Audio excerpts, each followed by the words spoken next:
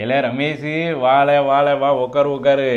கங்க்ராச்சுலேஷன்ஸ்ல 2024 பூராமே உன் பெர்ஃபார்மன்ஸ் வேற லெவலில் சிறப்பாக இருந்திருக்கு. பார்த்துக்க, டீமில் எல்லாருமே நல்லா தான் பெர்ஃபார்ம் பண்ணாங்க.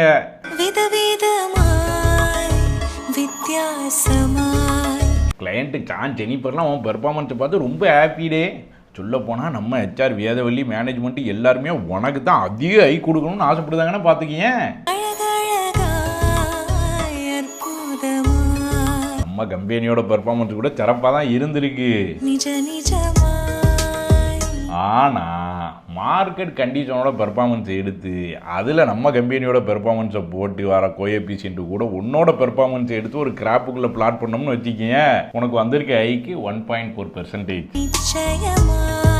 இல்லை, நம்ம டிபார்ட்மெண்ட்லேயே உனக்கு தான் அதிக ஐக்கு வெளியே வந்துட்டு சொல்லிட்டு இருக்காது. அப்புறம் பொறாமட்டி என்கிட்ட சண்டைக்கு வருவானு என்னடே. அவ்வளோதான், நம்மளை முடிச்சு விட்டீங்க போங்க.